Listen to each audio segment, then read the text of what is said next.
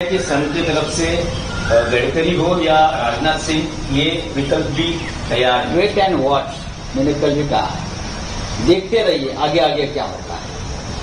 आगे बहुत कुछ होने वाला है। उद्धव ठाकरे, मैं तो ये नहीं कहूंगा कि पिक्चर अभी बाकी है सर। आप लोगों ने, मैं ये कहूंगा कि पिक्चर शुरू हुआ है, एंड बाकी। आप लोगों ने मन बना लिया है ऑपोजिशन में ही बैठने का? नहीं, हमने मन नहीं बना लिया। जनता ने हमें जो मैंडेट दिया है इस बार, वो अपोजिशन में बैठकर सिर्फ हमले करो या दफाओ इसके लिए नहीं दिया है। हमें भी मैंडेट दिया है मोदी जी को हटाने का और सरकार बनाने का। और जब हमें लगता है कि यह अच्छा मौका है तो हम उस बारे में हमारा कदम आगे बढ़ाएं। केसरकर जी कह रहे हैं कि आपने हिंदुत्व को पॉलिटिक्स छोड़ दी है, फतवा मिला है जिसकी वजह से शिवसेना जीती है, और अगर इस एजेंडा पर उनका प्रचार होता है तो शिवसेना के लिए कुछ मुश्किलें होंगी। राउत साहब, आपके साथी जो पुराने केसरकर साहब कह रहे हैं, छोटा आदमी, राउत साहेब मनसे, छोटा आदमी है। राउत साहेब मनसेही अशी प्रतिक्रिया व्यक्त करते की मुंबईतला हा जो विजय आहे शिवसेनेचा तो भगवा नाही तर तो हिरवा आहे। बरं, मग ठीक आहे, हिरवा आहे। पुढे पुढे काय म्हणजे मुस्लिमांनी जे तुम्हाला एक गठ्ठा मतदान केलं, ते मतदार नाही आहेत त्या देशाचे। तुम्हाला मतदान जेव्हा करत होते सुरुवातीला तेव्हा ते हिरवे नव्हते बा। तुम्ही जेव्हा तोफा घालून फिरत होता तुमच्या स्थापनेच्या वेळेला, ते मतदार या देशाचे नाहीत का? आहेत ना। लोकशाही वाचवण्यासाठी, या देशाचं संविधान वाचवण्यासाठी जर या देशातला अधिकृत मतदार आम्हाला मतदान करत असेल, जात धर्म पंथ न पाहता, त्याच्यामध्ये यांच्या पोटात दुखण्याचं कारण काय? यांच्या पोटात दुखतं आहे की त्यांनी प्रचार करून सुद्धा महायुती जी कोण त्यांची आहे, युती का युती काय म्हणतात ते, बरं का, त्यांचा पराभव झाला आणि आम्ही 30 जागा जिंकलो। या वेळेला सगळ्या सुपारीबाज पक्षांची 12 वाजता दुकानं बंद झाली, सगळ्या सुपाऱ्या व्यवस्थित जनतेनं फोडल्या। त्याच्या वेदनेतून हे सगळे त्यांची फार मोठी कामगिरी बजावू शकते, ही आमच्यासारख्या महाराष्ट्र अभिमान्यांची भूमिका आहे। पण ज्या पद्धतीचं दळभद्री सुडाचं कपटाचं राजकारण पुढल्या काळामध्ये देवेंद्र फडणवीस यांनी केलं, त्याच्यामुळे महाराष्ट्रात जो अमृताचा प्रवाह वाहत होता, सभ्यता संस्कृती, यासाठी महाराष्ट्र ओळखला जात होता। राजकीय सभ्यता, राजकीय संस्कृती, त्याचा नाश करण्याचं काम देवेंद्र फडणवीस या वृत्तीनं केलं। काल जे मी म्हणालो की पेशवे काळामध्ये आनंदीबाई होत्या, त्यांची लोक आठवण ज्यासाठी काढतात, तसे ह्या महाराष्ट्राच्या राजकारणातल्या पुरुष आनंदीबाई आहेत। ही कथित आमच्या मनात जी आहे त्याला कारण ते स्वतः आहे। महाराष्ट्रात सुधारणा आणि बदल्याचं राजकारण देवेंद्र फडणवीस यांनी सुरू केलं, ते यापूर्वी कधीच नव्हतं, आणि त्याचा बदला या राज्याच्या जनतेने घेतला। लोकसभा लोकांना संधी मिळाली आणि लोकांनी देवेंद्र फडणवीस यांना दाखवून दिलं हे तुमचं फरतूस राजकारण, बदल्याचं, सुधाचं, महाराष्ट्राची विनाश करणारं, मराठी माणसाच्या स्वाभिमानाला धक्का लावणारं राजकारण या महाराष्ट्रात चाललं आहे। आता त्यांचे चमचे धावतात मागे पुढे, हे सगळे महाराष्ट्राचे शत्रू आहेत। दुर्दैवाने मराठी माणसंच आहे। अशी माणसं संयुक्त महाराष्ट्र लढ्यात सुद्धा होती महाराष्ट्राला विरोध करणारी, ती या फडणवीसांच्या मागे त्यांची शेपटी हलवत करत आहेत। मी अत्यंत कटुतेने बोलतो, या महाराष्ट्रामधले एक पिढी खतम करण्याचं काम त्यांनी केलं। हातातली सत्ता, त्या सत्तेचा वापर त्यांनी चुकीच्या कामासाठी, राजकीय कार्यकर्त्यांवर सूड देण्यासाठी वापरला। न्यायालयामध्ये दबाव आणला, न्यायमूर्तींना घरी बोलून जम देण्यात आले, योग्य केसेसमध्ये न्यायमूर्तींना घरी बोलवून निरोप पाठवून धमक्या देण्याचं काम सुद्धा देवेंद्र फडणवीस आणि त्यांच्या या टोळीने केलं. पोलिसांचा वापर राजकीय कामासाठी देवेंद्र फडणवीसांनी केला. या सगळ्याचा उद्रेक कुठेतरी होतो. आज महाराष्ट्राच्या राजकारणातले खलनायक हे देवेंद्र फडणवीस आहे, दुसरं कोणी नाही. लोकांचा जेवढा राग मोदी शहांवर नाही तेवढा राग महाराष्ट्रात देवेंद्र फडणवीस. विदर्भात काय झालं पहा ना. विदर्भात नितीन गडकरी यांची जागा सोडली. अकोल्याचा निर्णय मी त्यात पकडत नाही. नितीन गडकरी यांची जागा सोडली ते विदर्भामध्ये फडणवीस यांचा भाजपा हा रसा तळाला गेला. त्याला जबाबदार फडणवीस आहेत ना. त्यांनी राजीनामा का देतात? कुठला राजीनामा देतात? लोकांनी तुम्हाला घरी पाठवलं आहे. महाराष्ट्रामध्ये ज्या पद्धतीचं जातीचं धर्माचं आणि अशा अनेक सुडाचं राजकारण त्यांनी सुरू केलं आणि एक राज्य चांगलं रसातळाला नेलं. आमच्यावर कारवाया करण्यापेक्षा लोकांच्या घरात घुसण्यापेक्षा तुमच्या घरात काय चाललंय ती बघायला. कारवाई आम्हालाही करता येतील भविष्यात, हे लक्षात घ्या. थोडे पुरावे आमच्याकडे आहेत. मी सांगतो ना तुम्हाला, माझं पूर्ण कुठे झालं. आमची जी खटखट आहे ती समजून घ्या सगळ्यांची. या मार्गे जाऊन भेटा तुम्ही नवाब मलिक यांना, अनिल देशमुख यांना. इतर अनेक कार्यकर्ते तुरुंगात आहेत. हा मुंबई महानगरपालिकेत ज्या प्रकारे खोट्या कारवाया त्यांनी करायला लावल्या आणि अनेक चांगले कार्यकर्ते काम करणारे सामाजिक कार्यकर्त्यांना, महापालिका अधिकाऱ्यांना त्रास दिला, छळ केला कुटुंबांच्या सगळ्यांचा. हा ही राज्य करण्याची पद्धत झाली म्हणून तुमच्यावर अडण्याची वेळ या राज्यांना आणलेली आहे. आणि ही सुरुवात कालपरांनी पुन्हा येईल, पक्ष फोडून येईल, 2 पक्ष फोडून येईल. जे 2 पक्ष त्यांनी फोडून येईल किंवा फोडले त्या 2 पक्षांनीच तुमच्यावर जाहीरपणे अश्रू ढाळण्याची वेळ आणली मिस्टर फडणवीस. हे विसरू नका. आणि अजून बऱ्याच गोष्टी तुम्हाला पाहायच्या त्या राज्यात. अजून विधानसभा यायची आहे, महानगरपालिका यायची आहेत. तुम्ही स्वतःला पक्षकार्यात गुंतून वगैरे घेणारच ना. तुम्ही जे कराल ते कराल, पण महाराष्ट्र तुम्हाला. Se você sentisse seu coração vibrar. A vibração dos festivais está no coração de 2 novas fragrâncias. Festival e Conexão de Humor. Uma inovação da Natura para o Dia dos Namorados. अभी की ताजा खबर। फ्लेक्सी लोन नहीं, समझो तरक्की है। NDA और अन्य पार्टी उपस्थित इस सीमा जी ऐसी खरीदा नहीं है। FlexiLoans.com से बिजनेस लोन पे लिया है। आप भी एसी लगेगा तो कस्टमर्स की लाइन लगेगी ना, धंधा दोगुना होगा और हमारा स्विट्जरलैंड जाने का सपना सच होगा। तीसरी बार फ्लेक्सी लोन नहीं, समझो तरक्की है। तीसरी बार नरेंद्र मोदी सरकार में आ रहे हैं। पण त्यांनी ज्या पद्धतीच्या महाराष्ट्रात घाणेरडं गळभद्री अभी की ब्रेकिंग न्यूज राजकारण केलं, और चंद्रबाबू नायडू लोकसभा निवडणुकीत या राज्याच्या जनतेनं लिखित में देंगे समर्थन। त्याची किंमत त्यांना मोजायला लावली आणि अजून बऱ्याच गोष्टी करायच्या आहेत महाराष्ट्रात. त्यांना काही काळ गुदगुल्या झाल्या, पण त्या अस्वलाच्या गुदगुल्या. रावसाहेब, काल एनडीएच्या बैठकीत नरेंद्र मोदी यांच्या पंतप्रधान पदाचा प्रस्ताव मंजूर झालेला आहे. इतर पक्षांनीही त्यांना सहकार्य करण्याची भूमिका इथे एनडीएच्या. पण तुम्हाला असं वाटतं का की नरेंद्र मोदी यांना पंतप्रधान पदासाठी आरएसएसचा पाठिंबा आहे? माझ्या माहितीप्रमाणे इस मीटिंग के दौरान नरेंद्र मोदी यांचा पंतप्रधान पदाचा मार्ग सरळ मारला. गेल्या 2 निवडणुका 2014, 2019 ज्या रुबाबात 56 इंचाची नसलेली साठी पुढे बळवून जात होते, ते चित्र तुम्हाला दिसत नाही. मोदींचा चेहरा बघा, मोदींची बॉडी लँग्वेज बघा, मोदींची भाषा पहा. पक्षामध्ये विरोध आहे, ही माझी माहिती. संघाचा विरोध आहे. मुळात नरेंद्र मोदी यांचा पराभव झालेला माणूस प्रधानमंत्री कसा होऊ शकतो? तुमच्या नेतृत्वाखाली भारतीय जनता पक्षाने निवडणूक केली.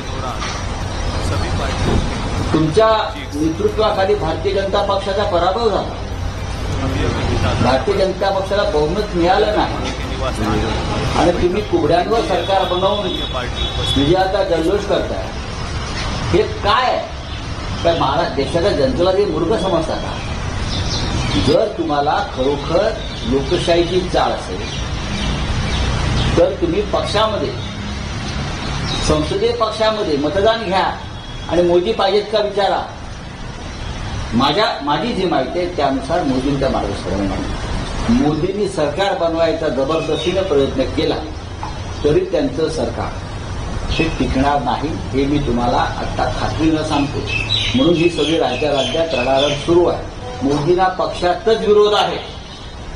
मोदींची ती जी दादागिरी होती, ईडी, सीबीआय, इन्कम टॅक्स, बहुमताच्या ताकदीवर मोदी शहांची, यापुढे चालणार नाही. आमच्यासारखे लोक मरायला तयार आहेत देशासाठी आणि लोकशाहीसाठी, असे असंख्य लोक आहेत. राऊतसाहेब, यासाठी आरएसएसचं तुम्हाला विचारतो आहे. राऊतसाहेब, आरएसएसचं यासाठी विचारतो आहे, भले त्यांच्या पंतप्रधान पदाचा प्रस्ताव एनडीएच्या बैठकीत मंजूर जरी झाला असला तरी आरएसएसच्या दृष्टीने गडकरी किंवा राजनाथ सिंग असे पर्याय असू शकतात का? जी माझी माहिती आहे दिल्लीत आहे, त्यानुसार संघामधली टॉप लिडरशिप ही पर्यायाच्या चाचपणीच्या संदर्भात काम करताना मला दिसते. कोणाला प्रधानमंत्री करायचं, काय करायचं हा जरी बीजेपीचा प्रश्न असला तरी राष्ट्रीय स्वयंसेवक संघ ही अशा बाबतीत एक भूमिका बजावतो. 2014 आणि 2019च्या 5वी बहुमतानंतर मोदी आणि शहा यांनी संघालाच आपलं गुलाम करण्याचा प्रयत्न केला. पण आज संघ अशा परिस्थितीमध्ये आहे की ते एखादा निर्णय घेऊ शकतात आणि नरेंद्र मोदींना घरी पाठवू शकतात. आजच्या सामन्यातून तुम्ही नितीश कुमारांना, चंद्राबाबूंना सल्ला दिलेला आहे. तुमच्या कटू अनुभवानंतर हा सल्ला दिलाय का? नक्कीच. मी कशाला, नितीश कुमार आणि चंद्राबाबू यांनी सुद्धा कटू अनुभव घेतलेले आहेत. 2019 साली अमित शहा यांनी आंध्रमध्ये जाऊन सांगितलं होतं चंद्राबाबूंमध्ये हल्ला केला होता आणि एनडीएची दारं चंद्राबाबूसाठी कायमची बंद आहे असं अमित शहानी जाहीर केलं. इतकंच नव्हे तर चंद्राबाबूंनी सुद्धा, आपण 2019ची त्यांची वक्तव्य पहा, नरेंद्र मोदी ही देशात लोकशाहीची हत्या करत आहे. या देशामधली संविधान, घटना, अनेक संविधानिक संस्था यांचा गळा घोटण्याचं काम नरेंद्र मोदी करत आहेत. हे वक्तव्य चंद्राबाबू नायडू यांचं आहे आणि त्यासाठी त्यांनी भाजपबरोबर संघर्ष केला आहे आंध्रप्रदेश दिल्लीमध्ये, हे आम्हाला माहिती आहे. त्याच्यामुळे मी जे वारंवार सांगतो हे सरकार टिकणार नाही, हे सरकार टिकू शकणार नाही अनेक मुद्द्यांवर जर बनवायचा प्रयत्न केला तर. पण आमची अशी भूमिका आहे की आता मोदी आणि त्यांच्या लोकांना ती संधी द्यावी सरकार बनवण्याची आणि हे अनैतिक सरकार जेव्हा बनेल तेव्हा ते पाडून येण्यामध्ये जी मजा आहे ती आता बनवणार. लोकसभेच्या निकालात म्हणजे महाराष्ट्रात महाविकास आघाडीला जवळपास 125 जागांवर बळ किंवा आघाडी दिसते आहे. हे सत्य आहे. महाविकास आघाडीला मोठ्या प्रमाणामध्ये यश मिळालेलं आहे. लोकसभेला, विधानसभेला याहून मोठं यश मिळालं. अनेक ठिकाणी ह्या वेळेला सत्तेच्या बळावर आमच्या अनेक जागा पाडण्याचा प्रयत्न झाला किंवा निकाल चोरण्याचा प्रयत्न झाला. विजय चोरण्याचा, जसं अमोल कीर्तीकरांची जागा, अशा अनेक ठिकाणी झाले. विधानसभेला ते होणार. विधानसभेला मी कालही म्हणालो आम्ही 180 ते 185 जागा सहज. रावसाहेब, काल फडणवीसांनी भूमिका जाहीर केल्यानंतर आज ते दिल्लीत येत आहेत. शक्यता आहे की अमित शहा आणि नरेंद्र मोदी यांच्या त्यांचा प्रश्न आहे. जी त्यांनी भूमिका मांडली आहे त्यावर चर्चा होऊ शकते. तो त्यांचा प्रश्न आहे. मी माझी भूमिका, माझा संताप, आमच्या सगळ्यांची चीड ही व्यक्त केली. कारण या महाराष्ट्राचं मी एक महाराष्ट्रप्रेमी, महाराष्ट्र स्वाभिमानी असा राजकीय कार्यकर्ता. पक्षानंतर आधी महाराष्ट्र बाळासाहेबांची भूमिका आहे आणि त्यांचे सैनिक महाराष्ट्राच्या मुळावर कोण येत असेल तो आमचा असला तरी त्याला माफ करू नका, हे बाळासाहेब माननीय हिंदुहृदय सम्राटांनी आम्हाला शिकवलं. आम्ही त्यांच्या विचारांना पुढे जातोय. आणि देवेंद्र फडणवीस यांनी बाळासाहेब ठाकरेंचं नाव घेऊन महाराष्ट्र खतम करण्याचा प्रयत्न केला. महाराष्ट्रातले उद्योग, महाराष्ट्रातला रोजगार गुजरातमध्ये खेचून नेत असताना हेच फडणवीस तोंडाला कुलूप लावून बसले आणि राजकीय विरोधकांवर सुडाच्या कारवाया करण्यामध्ये ते आघाडीवर. त्यांनी अनेकांची घरं उद्ध्वस्त केली, त्यांनी अनेक कुटुंब उद्ध्वस्त केली, यांनी खोटे पुरावे निर्माण करण्यासाठी पोलिसांना उत्तेजन दिलं. मी परत सांगतो, यांनी सेशन कोर्ट, हायकोर्टच्या न्यायमूर्तींना धमक्या देऊन काही निर्णय बदलून घेतले आणि काही निर्णय द्यायला लावले. अशा प्रकारची व्यक्ती या महाराष्ट्राच्या राजकारणात असावी हे दुर्दैव आहे. आणि कोणत्याही पक्षामध्ये अशा प्रकारची व्यक्ती असू नये. पण भारतीय जनता पक्षाने गेल्या काही काळामध्ये संस्कृती निर्माण केली, लोकशाहीच्या आणि संवैधानिक संस्था पूर्णपणे खतम करून आपल्या खिशात टाकण्याची. हे चालणार नाही. ही लढाई मोठी आहे. ही लढाई न्यायाची, लोकशाही आणि संविधान वाचवण्याची आहे. तुम्हाला अशा प्रकारे न्यायालय खिशात घालून, न्यायमूर्तींना धमक्या देऊन, बरं का, आमिष दाखवून किंवा आपल्या विचारांचे लोक न्यायव्यवस्थेत नेमून तुम्हाला राज्य करता येणार नाही. मुख्यमंत्री एकनाथ शिंदे असंही म्हणतात की ज्या महाविकास आघाडीच्या जागा वाढलेल्या आहेत त्यात प्रचारामध्ये जो खोटा प्रचार केला गेला, संविधान बदलणार, अनेकांना विशिष्ट समाजाला धमकावलं गेलं, त्याचा हा निकाल.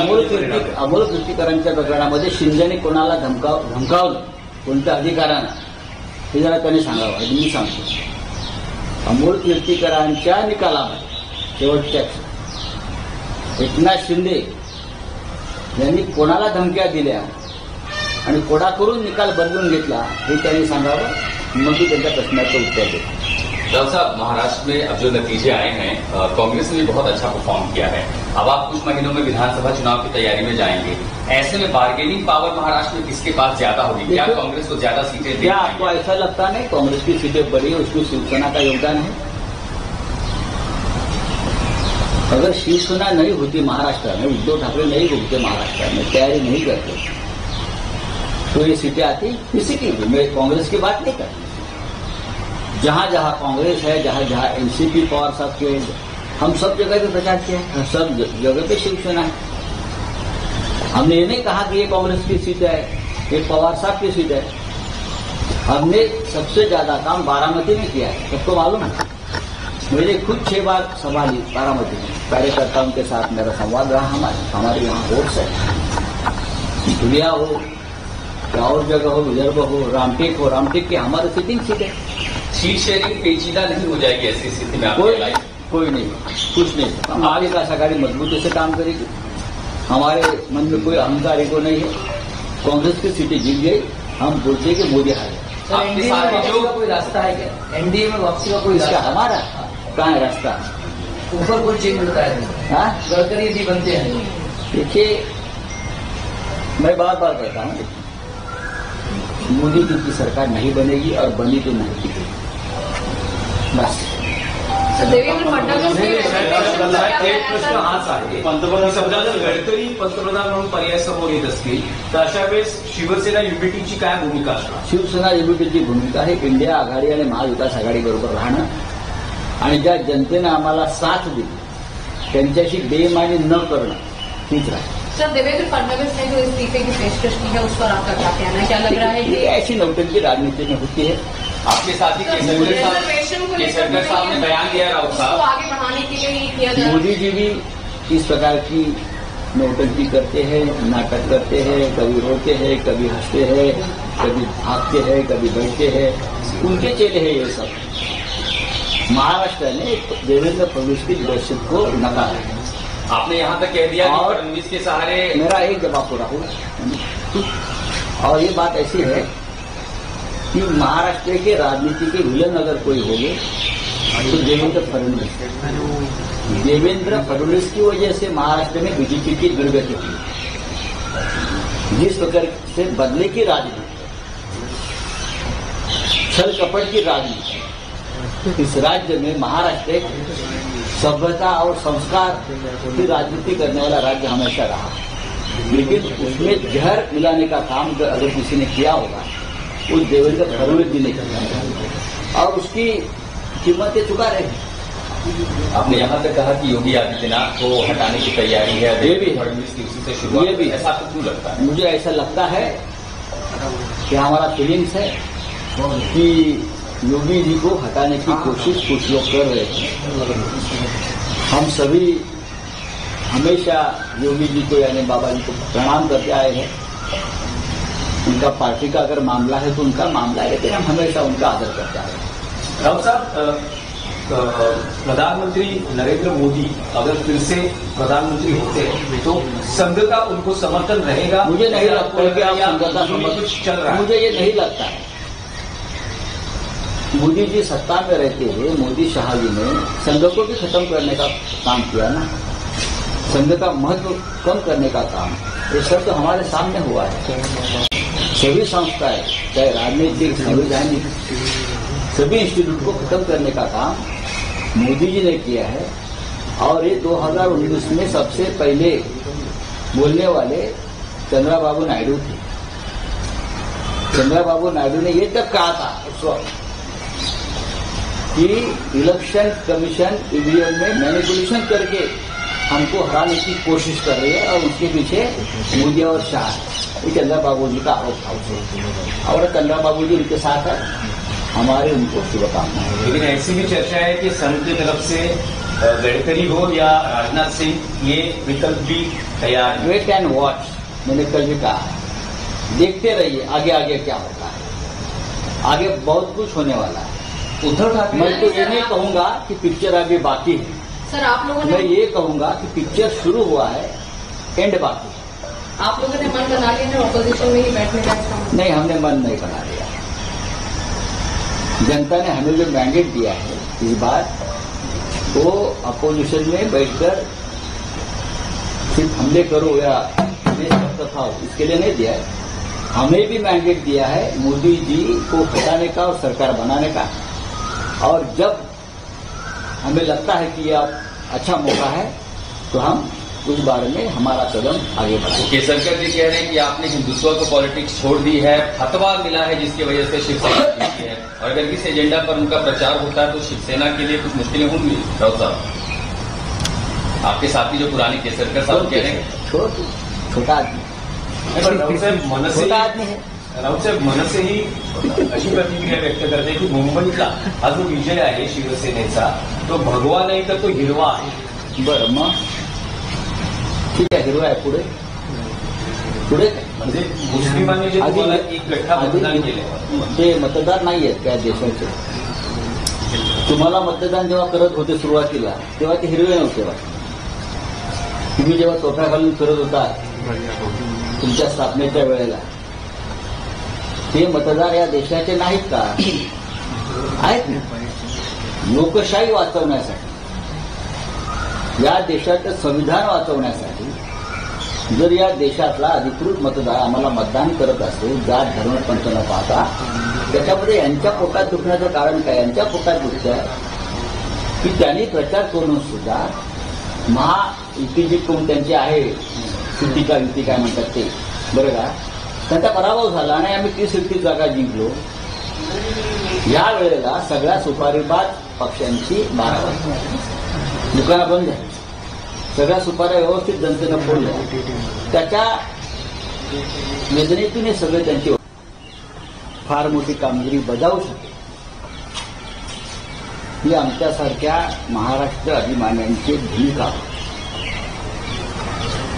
पण ज्या पद्धतीचं बद्री